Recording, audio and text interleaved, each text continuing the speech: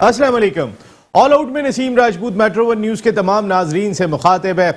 बड़ी अफसोसनाक खबर आज पाकिस्तान नहीं बल्कि दुनिया मिज़ाह का बहुत बड़ा नाम ऐसा शख्स के अगर मैं ज़ाती तौर पे बात कर लूँ तो मुझे किसी एक शख्स ने अब तक ज़िंदगी में सबसे ज़्यादा हंसाया है, वो आज इस दुनिया से चले गए।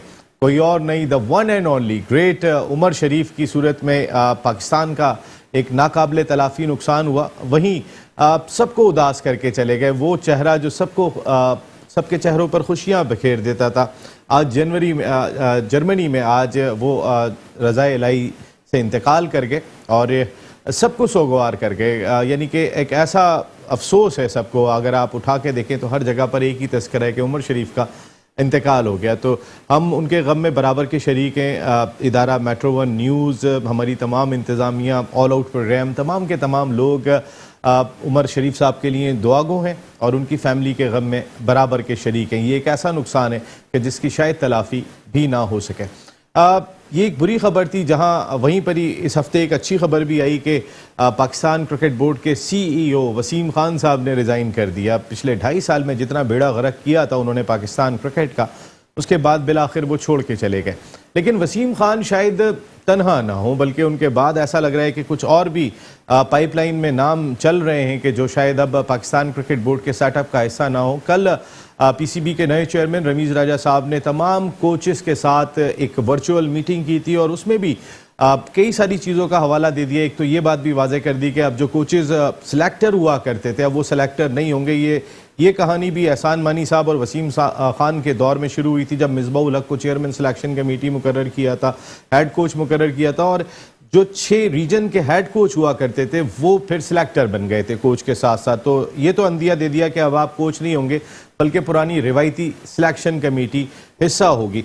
नेशनल T20 के हवाले से इसलिए भी हर आदमी फोकस किया हुआ है कि वर्ल्ड T20 सर पर आ गया और हम सब बात कर रहे हैं कि कुछ ना कुछ चेंजेस होनी चाहिए। आज जो शुएब मलिक ने बारी ली है, एक वक्त में सेंट्रल पंजाब कहीं नहीं थी और उसके बाद वो आज तकरीबन मैच जीत गए। इस वक्त तो बारिश हो गई है लेकिन सिंध की टीम अब बिल्कुल ही बैकफुट पे चली गई, जो बिल्कुल कमांड कर रही थी मैच को, एक लम्हे में मैच को तब्दील कर दिया। तो कुछ चेंजेस दरकार हैं, वो चेंजेस क्या होनी चाहिए इस पर बात करेंगे। लेकिन at the same time एम्पायरिंग standard जिस तरीके का है, अक्सर हमने देखा कि खिलाड़ी शोर मचाते हुए दिखाई दिए अंपायर्स के डिसीजन के ऊपर, इस पर भी काबू पाने की ज़रूरत दिखाई देती है। रमीज़ राजा साहब जहाँ पिचेस की बात कर रहे हैं वो अंपायरिंग स्टैंडर्ड को भी ज़रूर देखना होगा। पाकिस्तान सुपर लीग के हवाले से पिछले हफ्ते 2 इंपॉर्टेंट इजलास हुए और उसमें एक नया फाइनेंशियल मॉडल जो है वो दे दिया गया है तमाम फ्रेंचाइजर्स को, जिसमें एक परमानेंट जो है वो एक जो डॉलर का रेट है उसके हवाले से बात की है कि जो सालाना फीस होगी उसके अंदर एक रेट कर दिया जाएगा। इसके साथ साथ 95% पोल में से जो होता है उसमें से फ्रेंचाइजर्स को दिया जाएगा।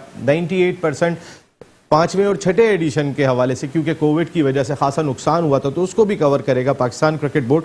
लेकिन ये नया मुजवज़ा मॉडल फ्रेंचाइजर्स को कितना कबूल होता है, 1 हफ्ते का टाइम है, उसके बाद तमाम सूरत हाल वाज़ेह हो जाएगी। हमारे साथ स्टूडियो में गुफ्तगू के लिए मौजूद है पाकिस्तान के फॉर्मर इंटरनेशनल क्रिकेटर, अपने वक्त के ज़बरदस्त middle order batsman, cricket analyst, commentator, coach Saeed Azad साहब।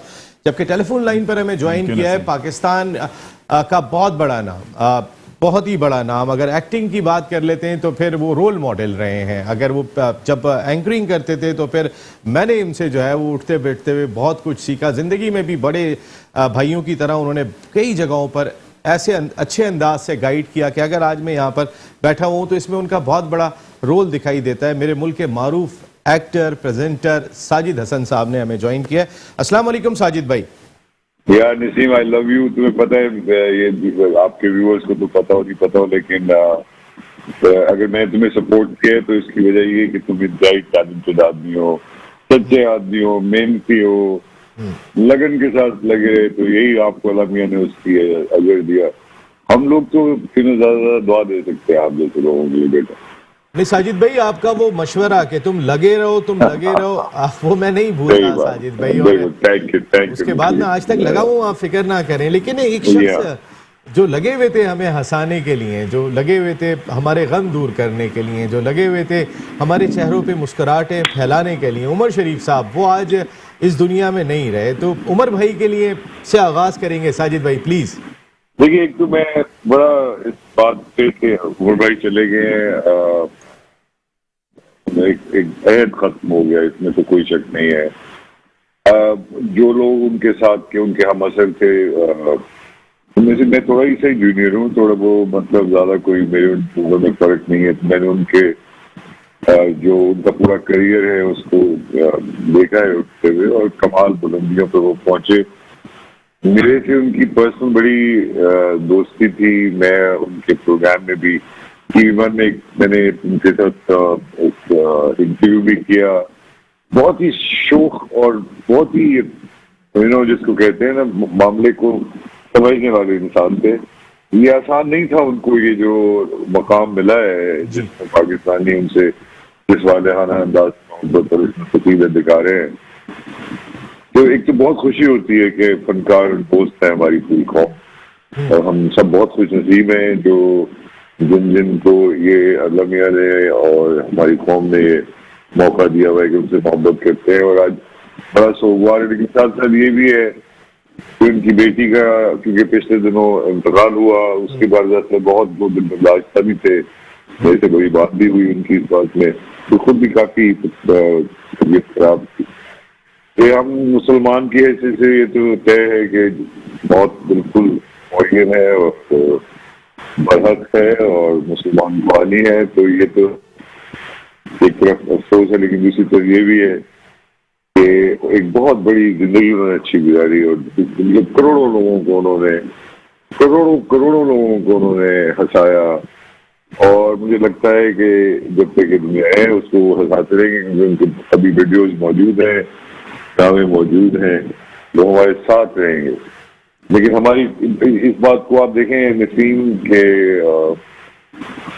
इस वक्त जिस हालत में कोविड और 10 चीजें, लेकिन हमारी कौम ने उनको बचाने की पूरी कोशिश की। इस बात को हमें सराहना चाहिए, इस बात को हमें बहुत ज्यादा अहमियत देनी चाहिए कि हम एक पाकिस्तानी के लिए जिससे हम प्यार करते हैं, जिसने कौम को बहुत कुछ दिया हो, उसके लिए किसी भी हद तक जाने को तैयार है। तो हमने तो कोशिश की, लेकिन अल्लाह को कुछ और मंजूर था। तो अब दोबारा मैं यही कहूंगा कि एक बहुत बड़ा अहद खत्म हुआ। सजिद भाई, कहाँ रेट करेंगे आप उमर शरीफ साहब को? अगर जैसे कई बड़े नाम, हमारे मुल्क में तो बड़े नामों की कमी नहीं है। मैं जिनसे बात कर रहा हूँ, मेरे लिए खुद ही एक बड़ा एजाज़ है कि जो आपकी एक्टिंग, जो आपका अंदाज कमाल। सईद भाई, आप किस जगह रेट करेंगे? क्योंकि ये इंडिया जाते थे तो वहाँ पर उनका चर्चा हुआ करता था। आमिर खान, इंडिया के फेवरेट एक्टर, उनका एक मैं इंटरव्यू सुन रहा था, उन्होंने कहा कि जब मैं बकरा किस्तों पे देख रहा था तो मैं हाथ में रिमोट रह के बैठा हुआ था, क्योंकि अगर मैं रिमोट हाथ में नहीं होता, मैं उसको वहाँ पॉज नहीं करता, तो शायद मैं हंसते हंसते मेरा इंतकाल ही हो जाता। ये आमिर खान के अल्फाज थे। तो कहाँ रेट करेंगे आप? बिल्कुल, मैं उसको one of the best in the world rate करूंगा, इसमें कोई शक नहीं है। जबान को अगर आप एक बाला तक रखें, तो जो जिस तरह की उसकी फैन फॉलोइंग थी, और जिस तरह के वो खुद थे, और जिस तरह की उन्होंने एक पूरी एक इंडस्ट्री चलाई है इंडिया में। आपको शायद पता भी हो कि वहाँ इनकी बहुत सारी चीजों की नकल उतारी जाती थी।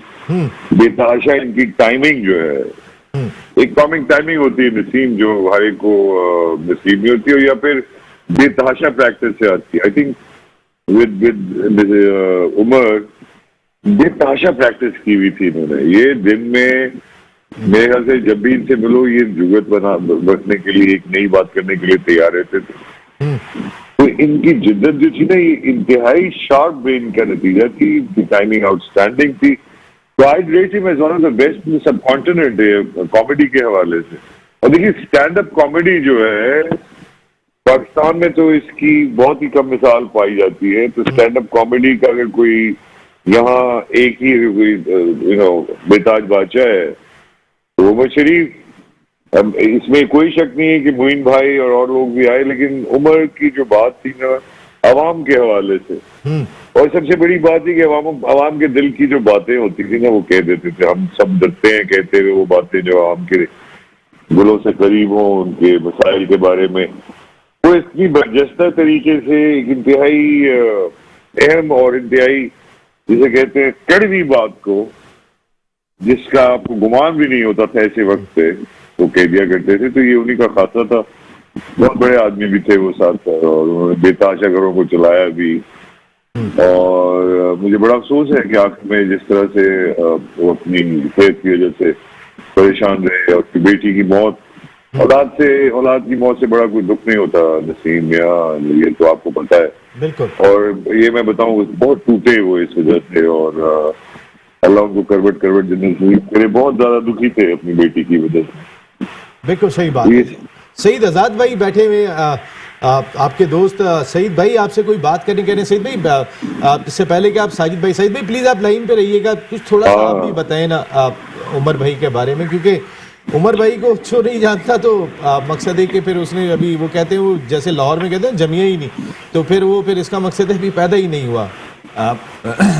साजिद भाई पहले तो अस्सलाम वालेकुम। वालेकुम सलाम Saeed, how you? Thank you यार, सर। आपको पता है सईद की बड़ी, अगर आज सईद खेल रहा होता क्रिकेट, जिस तरह का माहौल है, जिस तरह की अब ऑप्शन है क्रिकेटर्स के पास, सईद के पास होनी थी। बहुत बड़ा क्रिकेटर और बड़ा अलमिया इस मुल्क का, ये इतना बड़ा टैलेंट, इसको मौका नहीं मिला। मैं कसमियां खा सकता हूँ, ये बहुत बड़ा बैट्समैन। थैंक यू साजिद भाई। अभी आ रहा हूँ क्रिकेट पे, आप बड़ी गहरी नजर है आपकी। साजिद भाई अभी मैं नसीम से कह रहा था, मैं साजिद भाई बीच में मेरी बात कराना। साजिद भाई एक मैं किस्सा अपने घर का सुना देता हूँ। आपको तो पता है डैडी भी फिल्म से लाइन से ताल्लुक था। आजाद साहब यार, मैं तुमको देखता था, उनके सामने से गुजरते थे हम, जी बैल्कनी में बैठ के पता नहीं क्या लिखा करते थे। अच्छा, मैं आपको साजिद भाई एक ऐसा किस्सा सुनाता हूँ कि मैं आज से 25 साल पुरानी बात है, 20-25 साल, मैं लाहौर खेलने गया हुआ था। तो आपको पता, ये तो आपको 100% पता होगा, नजर साहब मेरे सके फूफा थे, film star first comedy Pakistan के जो थे। बिल्कुल। तो वो भी आपने, मैं मॉडल टाउन में पला बड़ा, नजर भाई से भी। जी, तो मैंने ना एक दफा मैंने अपने फूफा से ऐसे ही जिक्र किया, उनकी लाहौर में मॉडल टाउन में रिहाइश थी, तो मैंने उनसे पूछा कि आप क्या देखते हैं कि कोई है, और उस वक्त ये बहुत ही यंग थे, तो कहने लगे कि मुझे ये अल्फाज इसलिए याद है कि अब कहने लगे कि एक लड़का है, वो मुझे ऐसा लगता है कि वो बहुत अच्छा कॉमेडियन है, जिसमें उमर भाई का नाम लिया उन्होंने। तो ये चीज, ये जो बड़े जो लोग होते हैं, जो अपने जमाने के लोग होते हैं, उनको ना टैलेंट तो नजर आ ही जाता है। तो आज से 30 साल 25 साल पहले, और इतने बड़े आर्टिस्ट थे। ये तो साजिद भाई बताएंगे कि नजर साहब कितने बड़े आर्टिस्ट थे, कॉमेडी कितने बड़े थे, मगर उन्होंने ये उस वक्त बोला था। और नसीम, मैं एक चीज बताऊं आपको, मेरी ना मोइन भाई से भी बड़ी अच्छी, मोइन अख्तर से भी, इसलिए कि मलिक कैंट में रहते थे, तो उनसे मेरी सलाम दुआ। एक तो थोड़ा सा जब मैं ज्यादा मिलना शुरू हुआ तो हमारी तबलीग की जमात उनके पास जाती थी। आप यकीन करें कि आज मुझे ऐसा लगा कि जैसे मोइन भाई 7 उनके इंतकाल फरमा गए, इन्होंने अभी तक मोइन भाई की कमी भी पूरी कर रहे थे। बिल्कुल सही। इतना आज मुझे खुद महसूस हुआ कि ऐसे लगा आज मोइन भाई का इंतकाल हुआ है। कितने जबरदस्त ये पर्सनालिटी थी, अल्लाह ने इतनी इज्जत दी थी पूरी दुनिया में। आज देखें उठा के मोइन भाई, अब ऐसा लग रहा है खाली हो गया पाकिस्तान। नहीं, ये है, इसको कहते हैं इज्जत। हाँ, ये कहने की कमी इस शिद्दत से महसूस हो, ये शख्सियत कहलाती है जो उमर शरीफ साहब थे। वैसे साजिद भाई, एक छोटी सी बात और आपसे करना चाहूँगा। हमने बहुत सारे ऐसे एक्टर्स जिन्होंने इस मुल्क की बहुत खिदमत की, बहुत नाम कमाया, बहुत इज्जत कमाई, बहुत हम लोगों को खुशियाँ दी आवाम को, लेकिन बहुत मुश्किल हालात में उनकी आखिरी अय्याम बसर हुए। उमर भाई तो खैर फाइनेंशियली अल्हम्दुलिल्लाह बेहतर भी थे, फिर उनका नाम भी इस तरीके का था कि वो शौकत खानम अस्पताल हो या जितने भी चैरिटी इवेंट्स हो, उनका हिस्सा हुआ करते थे। ये जो इस प्रॉब्लम को भी कहीं ना कहीं देखना होगा सरकार को हमारी। देखिए, प्रॉब्लम को हम सबको देखना होगा, ये बात आपकी बिल्कुल सही है, लेकिन साथ साथ ये भी है कि हम एक third world country, poor nation है, रिसोर्सेज के प्रॉब्लम्स हैं, हम बहुत सारे प्रॉब्लम्स में रहते हैं। लेकिन साथ साथ ये भी बात तय है कि ये जो एम्बेसडरशिप आर्टिस्ट की होती है दुनिया भर में, जो उसकी शुरुआत होती है, जैसे उमर भाई की थी, मोइन अख्तर की है, और हमारे पास जिंदा बहुत सारे लेजेंड जो हैं। टैलेंट की कमी नहीं है। अब सही की बात, एक जगह ये बात बिल्कुल सही है कि एक ही पैदा होता है एक शख्स, उमर शरीफ को 2 पैदा नहीं होंगे, और ये किसी एक का चले जाना उसका ही चले जाना है, उसकी कभी पूरी नहीं होगी, और जैसे मोइन भाई की कभी पूरी नहीं होगी। ये दरअसल हमें शख्सियात के साथ साथ ये भी रखना चाहिए कि जो दुनिया भर में ट्रेंड्स हैं, जो मतलब रॉयल्टीज है, प्रोटेक्शन है आर्टिस्ट के लिए, इसकी वजह से वो गुर्बत से उस तरह से प्रॉब्लम का शिकार नहीं होते। यहाँ उसकी वजह ये है कि हमारा जो सरमाया है, वही जो हमने काम किया होता है, उसकी रॉयल्टीज हमें नहीं मिल पाती, और फिर उसकी वजह से जाहिर है आप अपने कानून का खजाना भी आपने जमा किया हुआ हो, जिसका कि आजकल की महंगाई है। नसीम और सईद दोनों आप मुझसे भी करेंगे, बिल्कुल तो ये बढ़ती जा रही है। और आपको पता है फिर कैपिटलिज्म में प्राइवेट तालीम से लेके हर चीज पैसे के साथ आ रही है।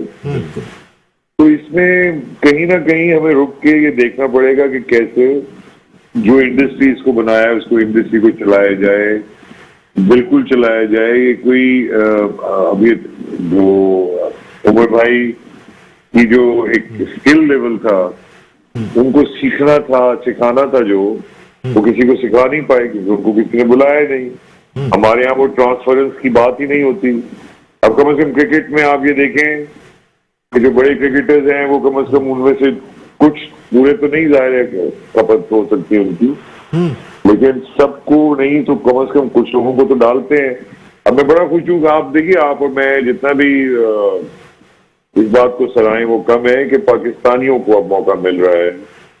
ये रमीज, मैं बहुत सारे लोग उनके बारे में बहुत सारी बातें कह रहे हो ये वो, लेकिन मैं पर्सनली बड़ा खुश हूँ कि भाई एक आदमी ने लगाई, पाकिस्तानी है, पाकिस्तान में ही पैदा हुआ, भाई भी एक बहुत बड़ा प्लेयर था, खुद भी एक बड़ा प्लेयर है, उसको वो छोटी चीजें सोचने की शायद जरूरत नहीं रही होगी। इस तरह का कॉम्प्रोमाइज पहले करते, फिर आप फॉरेनर्स को बुलाते हैं, बाहर के लोग आके आपको रूल करते, ये भी अच्छा नहीं है। तो ये एक बड़ी अच्छी तरह रखी है। ये देखिए, पाकिस्तान को बड़ा जरूरी है कि हम समझें कि जब पाकिस्तान पाकिस्तानियों से बनता है तो पाकिस्तानी फ्लरिश करेगा तो पूरा पाकिस्तान फ्लरिश करेगा। लेकिन इस वक्त पाकिस्तान क्रिकेट टीम के बारे में आपकी राय क्या है? क्योंकि जब आप और मैं क्रिकेट खेला करते थे एक साथ, उस वक्त बड़ी तगड़ी टीम हुआ करती थी हमारी।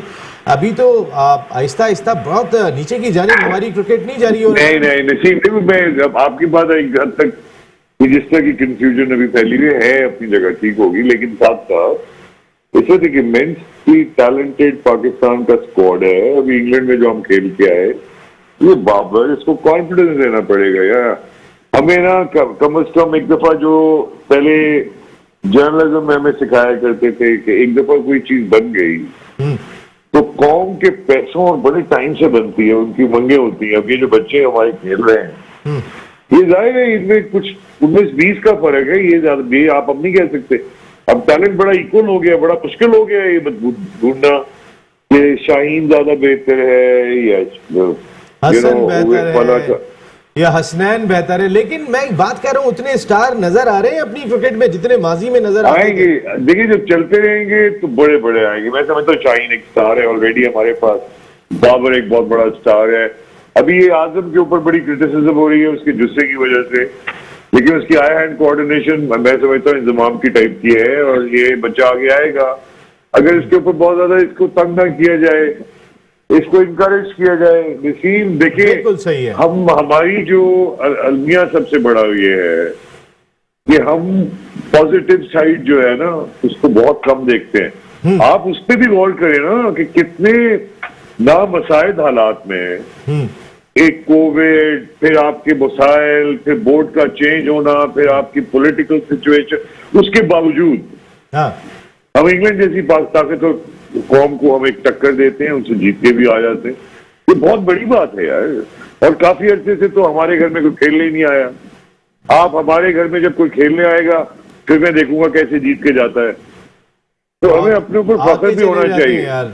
ऐसे जालिम लोग हैं कि आके चले जाते हैं, इसमें कोई शुबा भी। न्यूजीलैंड कोई बात नहीं है, देखो हमें इसका बुरा मानने की जरूरत नहीं है। वो बहुत मोहतात हुए, ठीक हुआ, हमारी तरफ से तो कोई खराबी नहीं हुई। अब दोबारा डिप्लोमेटिकली उनको ही प्रॉब्लम आई। लोगों ने, पूरी दुनिया ने देखा कि हमें आइसोलेट किया जा रहा है, इससे एक उनको खुद एहसास हुआ, तो माफिया भी मांग रहे हैं। हमें भी पॉजिटिव हो। देखिए, हम कॉमिटी ऑफ नेशन से बाहर नहीं निकल सकते, इसी दुनिया का हम हिस्सा है, और हमने, हमारी कौम ने बड़ी मेहनत की है, बड़े प्रोग्रेसिव लोग हैं। हमारे यहाँ ऐसे रोशन ख्याल लोग हैं जिन्होंने बहुत बड़ा काम किया। मैं इंडिया गया हुआ था नसीम, और ये सच्ची बात है कि उसमें से एक आर्टिकल आया कि उन्होंने कहा काश पाकिस्तान की तरह के एडमिनिस्ट्रेटर हमारे पास भी हो।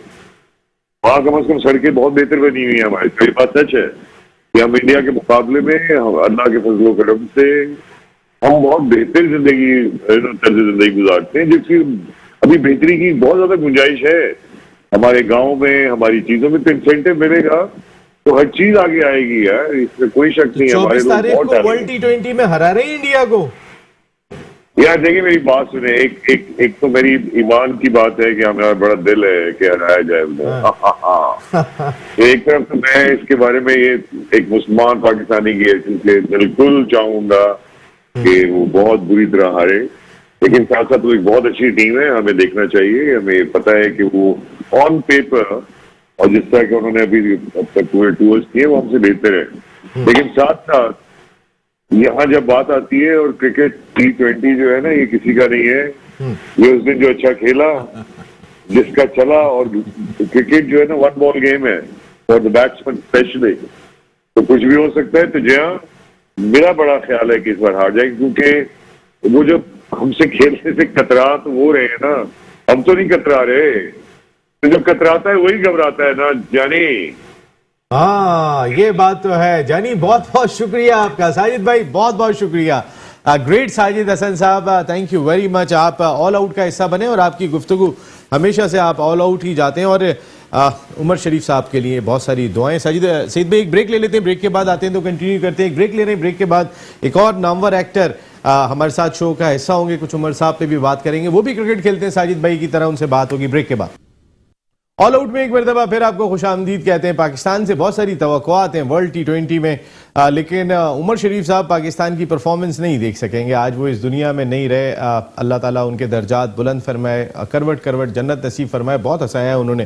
क्रिकेट के बड़े शौकीन थे। जब भी कई सारे हमारे मीडिया के मैचेस हुआ करते थे तो उसमें भी वहाँ पर मौजूद हुआ करते थे। इंजॉय करते थे, खेल को बहुत समझते थे। तो बस उमर साहब को तो हम मिस करेंगे। साजिद भाई, सईद भाई, मैं आपसे बात यही कर रहा था कि थोड़ा सा आ जाते हैं। रमीज राजा साहब ने फिर एक मीटिंग की कल, और तमाम कोचेस को अंदिया दे दिया कि भाई अपनी परफॉर्मेंस को बेहतर करें, तमाम चीज़ों को बेहतर करने की ज़रूरत दिखाई देती है। किस तरह देख रहे हैं आप रमीज राजा साहब के आने के बाद इस वक्त पाकिस्तान क्रिकेट को? देखिए नसीम, पहली चीज़ तो ये कि चेयरमैन, मैं तो समझता हूँ कि काफ़ी अरसे के बाद पाकिस्तान में ऐसा चेयरमैन आया जिसने आके अपनी सीट को समझा, और हमें महसूस हो रहा है कि कोई चेयरमैन आया, उसको पता है कि जो पिछला चेयरमैन था उसकी पॉलिसियां, उसका सिस्टम ने 3 साल में कुछ नहीं दिया पाकिस्तान को।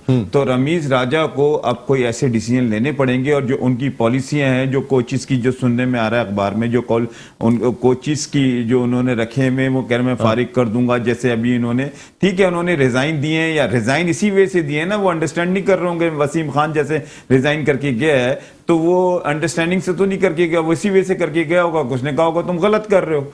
इसी तरह वकार यूनुस, और उनसे भी बातचीत वो नहीं हुई कि वो भी चलेगा छोड़ के। मैं कहता हूं कि रमीज राजा बहुत अच्छा डिसीजन ले रहा है। रमीज राजा को इसी तरह करना चाहिए।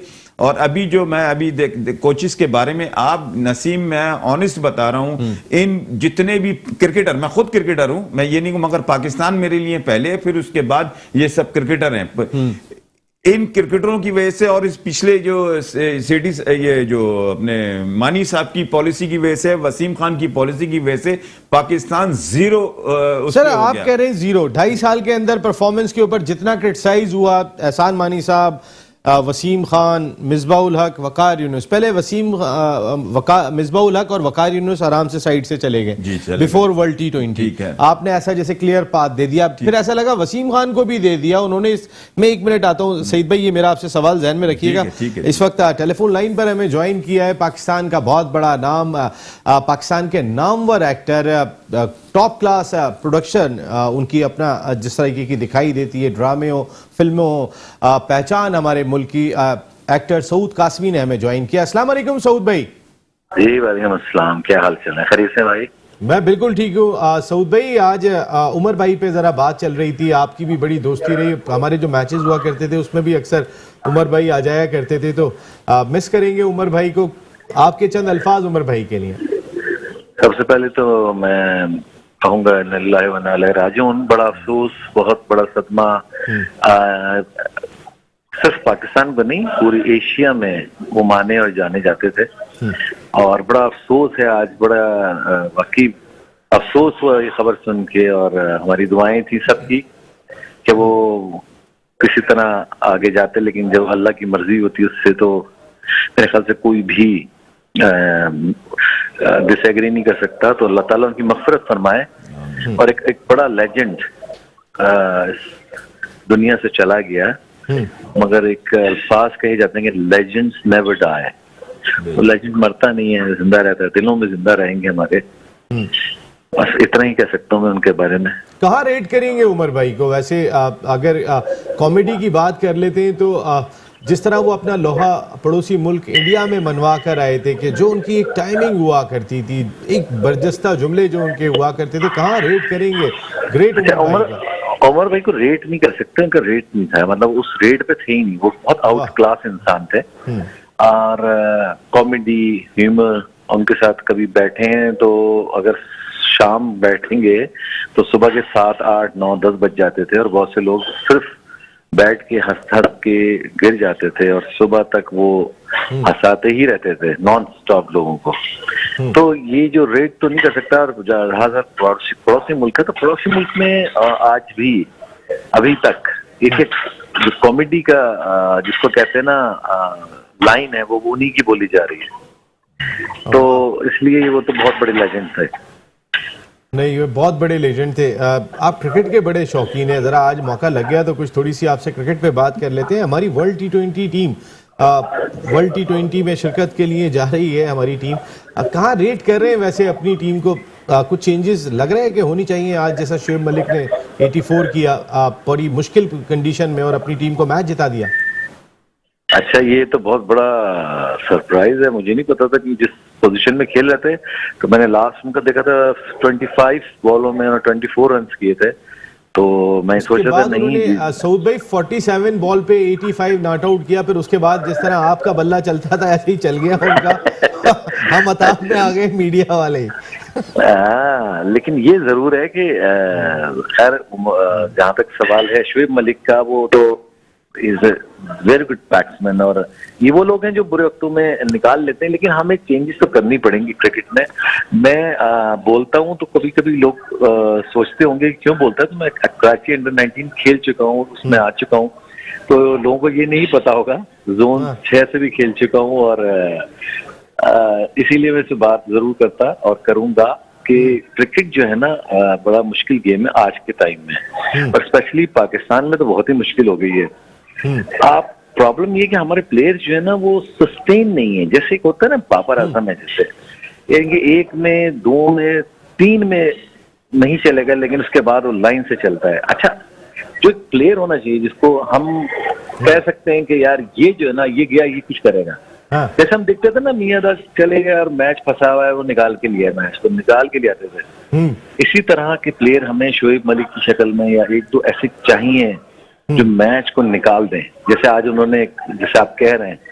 तो ऐसे प्लेयर्स चाहिए, क्योंकि वर्ल्ड कप में तो कोई ताल्लुकात नहीं चलेंगे और कोई रिश्तेदारियां नहीं चलेंगी, वहां पे सिर्फ क्रिकेट चलेगी। तो हमारे लोगों को थोड़ा गौर करना चाहिए और टीम बिल्कुल बैलेंस बनाए। मैं तो ये समझता हूँ कि टीम बहुत बैलेंस होनी चाहिए अगर वर्ल्ड कप जीतना है। रिजवान और बाबर आजम T20 के लिहाज से ओपनर ठीक है आपके? आज शर्जील ने 64 किया, फखर जमान बैठे हुए, तो ये दोनों ओपनर ठीक है?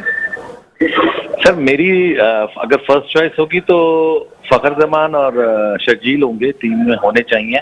क्योंकि ये शर्जील का कंटिन्यू अगर स्कोर देखें और जो उसका बैट चलता है, तो T20 में ऐसे ही बैट्समैन चाहिए मेरे हिसाब से। क्योंकि फवाद आलम के को आपने देखा, उसने प्रूव किया। हम लोग पहले ही फैसले कर लेते हैं कि ये नहीं चल सकता और वो नहीं चल सकता। बिल्कुल। सईद आजाद भाई बैठे हुए स्टूडियो में, जबकि ह्यूस्टन अमेरिका से हमें ज्वाइन कर चुके हैं आपके दोस्त साजिद खान साहब भी। दोस्त तो नहीं, मेरे भाई हैं बड़े। मैं सऊद तुमसे एक बात याद करना साजिद भाई 1 सेकंड आ रहे हैं आपके पास। जी सऊद, मैं तुमसे एक बात करूंगा कि आज तुमने एक नाम लेना भूल गए, मुझे समझ में नहीं आ रहा क्यों। T20 का मैं समझता हूँ पाकिस्तान में 2 प्लेयर निकले, मगर उस वक्त बदकिस्मती से T20 थी नहीं, नूरुल कमर और हुमायूं शुमार। मैं समझा तुम नाम लोगे कि नूरुल कमर जैसा प्लेयर होना चाहिए था, इसलिए कि मुझे अच्छी तरह याद है सुपर कप में जब नूरुल कमर खेलता था तो हजारों की तादाद में वो तुम्हारे भाई थे और जी बिल्कुल, और आपस में मेरे तो सीनियर थे। अबे भाई इन्होंने हमारी इतनी मैं इसलिए कह रहा हूँ ये नाम नूरुल कमर से मैं समझता हूँ कि T20 का प्लेयर पाकिस्तान में हुमायूं शुमार जैसा अभी होते तो ये बाबर आजम का नाम नहीं लेते कभी। हाँ वाकई में वो मगर टाइम की बात है ना। अब वो जब रिवर्स शॉट उस जमाने में खेलते थे, बिल्कुल, मैं जब भी मुझे याद आया मैंने कहा यार ये नूरुल कमर भाई का नाम क्यों नहीं ले रहा ये जो बैटिंग नहीं, उसलिए क्या हमारी बात आज की हो रही है ना, पिछली बात नहीं हो रही है। लेकिन आप लोग मुझसे ज्यादा जानते हैं और बहुत से जो बॉलर्स थे वो शायद उनको गेंद भी नहीं करते थे। जहां तक मैं छोटा सा था मुझे याद है, बड़े बड़े नाम थे जो उनको गेंद नहीं कराते थे मेरे भाई को। और बस एक गलती की थी उन्होंने जिंदगी में, वो आपको भी पता है हमें भी पता है सबको। अच्छा सुन ले जो गलती की थी वो बता दूं मैं भाई, मैं कराची जिमखाना में बैठा था जब बॉल भी लगी थी और छक्का भी इमरान खान को मारा था। सऊद भाई एक मिनट जरा लाइन पे रहिएगा, साजिद भाई ने हमें ज्वाइन कर लिया, शो की जान साजिद खान। साजिद भाई अस्सलाम वालेकुम। वालेकुम सलाम नसीम राजपूत साहब, और फूल मियाँ को बहुत बहुत सलाम। फूल मियाँ यकीनी तौर पर जिस तरह गुफ्तगू कर रहे हैं और यकीनी तौर पर फूल मियाँ एक क्वालिटी बैट्समैन है, और जो नूरुल कमर साहब का जिक्र हो रहा है और ये वो क्वालिटी प्लेयर की बात कर दी, आप बहुत पीछे ले गए हैं। तो ये नसीम भाई ये वाकई में क्रिकेट होती थी, क्वालिटी क्रिकेट होती थी। और ये फूल मियाँ जो बात कर रहे हैं बहुत ही खुद अंडर 19 खेलने में बेहतरीन क्रिकेटर थे। फूल मियाँ कौन है? फूल मियाँ आज जी फूल मियाँ कौन है? फूल मियाँ समझ गए होंगे, आपके साथ कॉल पे सऊद का नाम फूल मियाँ, हम लोग प्यार से फूल मियाँ कहते थे। मेरे पड़ोसी क्वार्टर में हम रहते थे। सऊद भाई की थोड़ी थोड़ी आवाज आ रही है, वो आपको फूल मियाँ कह के पुकार रहे हैं, फूल मियाँ। लेकिन जब मैं छोटा था तो फूल मियाँ था, अब मैं बड़ा हो गया तो जवीरिये का मियाँ हो गया तो इसलिए जी साजिद भाई, जी साजिद भाई। नहीं देखिए, सऊद यकीनी तौर पर फैशन है, क्रिकेटर है, फैमिली में क्रिकेटर है।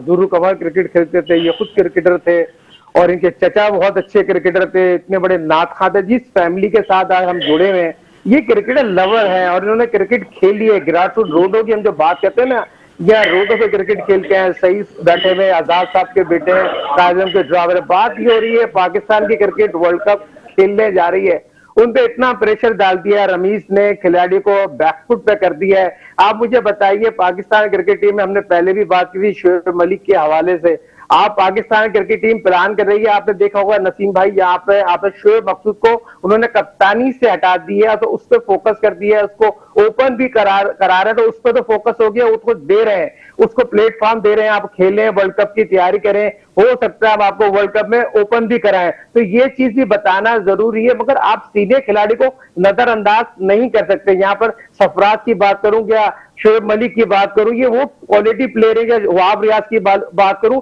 ये पाकिस्तान टीम के जरूरत है और इनको आपको जरूरत के जरूरत देखना चाहिए, मगर रमीज राजा को प्लेयरों को डराना नहीं चाहिए। और पाकिस्तान की खिलाड़ी ग्राउंड में खेली जाती है, रमीज राजा के जो काम करने हैं वो बाहर बात के काम है। पहले आपकी टीम को तो उठाएं, मोटिवेट करें, इस टीम को सिलेक्ट तो करें। रबर्ट स्टैम्प से मोहम्मद वसीम ने टीम सिलेक्ट की है, वो टीम इतनी अच्छी नहीं है। आप वर्ल्ड कप जाएंगे, जीत सकते हैं, जीत नहीं सकते मेरे बड़े भाई। बिल्कुल बिल्कुल। सऊद भाई साजिद भाई की बात सुनी होगी, वो कई सारी चेंजेस की बात कर रहे हैं। शोएब मलिक को चाहते हैं टीम में, वो चाहते हैं कि सरफराज अहमद भी मिडिल ऑर्डर बैटिंग के अंदर हो, कोई एक्सपीरियंस नजर आए हमारी बैटिंग में। आपने बात की शर्जील फखर की, तो चेंजेस रिक्वायर हैं बिफोर वर्ल्ड T20। बिल्कुल होनी चाहिए, कुछ चेंजेस होनी चाहिए। जहां तक सवाल है सरफराज का, बड़ा मंझावा प्लेयर है, उसको मैं ये समझता हूँ, मेरी अपनी पर्सनल ओपिनियन है, हो सकता है मैं गलत हूँ, उसको डीग्रेड किया गया है, उसको थोड़ा सा दबाया गया है, उसको मेंटली तौर से डिस्टर्ब किया गया है। अगर यकीन करें कि वो ऐसा प्लेयर है, आज मैं उसको कप्तानी देख रहा था, उसको मैं कई दिन से वॉच कर रहा हूँ, रोमान रईस को देख रहा हूँ वापस आ गया है। ये लड़के ऐसे हैं कि इनको अगर आप थोड़ा सा ब्रेक थ्रू दें तो ये रुकने वाले नहीं है, ठीक है। और मैं ये समझता हूँ कि एक अच्छी टीम, बैलेंस टीम बननी चाहिए। और अच्छी जो वर्ल्ड कप की, उसमें ये नहीं हो कि ये कौन है और वो कौन है, ये मेरा है या वो तेरा है। अगर टीम बने जो वर्ल्ड कप जीत के भले ना आए, लेकिन मुकाबला ऐसा करे कि यार लगे क्रिकेट हुई है, जैसे आज आपने देखी। तो एक प्लेयर जो होता है वही जितवा देता है अगर जितवाना चाहे। और हमारी प्रॉब्लम है जैसे जेल नहीं होते। एक तो सबसे बड़ा हमारा ड्रॉबैक ये कि 3 मैचों में एक होता है, फिर 3 मैचों अगला जो सीजन होता है उसमें कोई और होता है। आज तक यही नहीं पता लगा कि असल बैट्समैन कौन है, ओपनर कौन है। मुझे तो अभी तक यही नहीं समझ में आया कि अभी तक कोई ऐसी जोड़ी, आप अगर कोई नाम बताएं, क्योंकि मैं देखता हूँ हर दफा एक सेट चेंज होता है, ओपनर कोई आ जाता है, फिर बैट्समैन कोई आ जाता है। मेरे ख्याल में वो जो गलतियां हो रही थी वो सेट चेंज हो गया। वो जो मिसबा और वकार का सेट था ना, उसने किसी को सेट ही नहीं होने दिया। सऊद भाई, प्रोग्राम का टाइम खत्म हुआ, बहुत मजा आया आपके साथ बात करके, थैंक यू वेरी मच। हमारे मुल्क के मारूफ एक्टर सऊद भाई, बहुत बहुत शुक्रिया। एंड सईद भाई, थैंक यू वेरी मच आपकी आमद का। साजिद भाई, बहुत बहुत शुक्रिया। साजिद हसन साहब, बहुत बहुत शुक्रिया। क्रिकेट पे तो हम बात करते हैं, लेकिन आज उमर शरीफ साहब पे बात की, और हम ही नहीं कर रहे, सारी दुनिया उनके ऊपर बात कर रही है। बहुत सारी दुआएं उनके लिए हैं, बहुत सारी अल्लाह ताला उनको करवट करवट जन्नत नसीब फरमाए और उनके अहले खाना को सब्र जमील अता फरमाए। नसीम राजपूत या अपनी पूरी प्रोडक्शन टीम के साथ चाहता है इजाज़त। जिंदगी रही तो फिर कल रात को 10 बजे आपसे फिर मुलाकात होगी। टिल देन, अल्लाह निगहबान।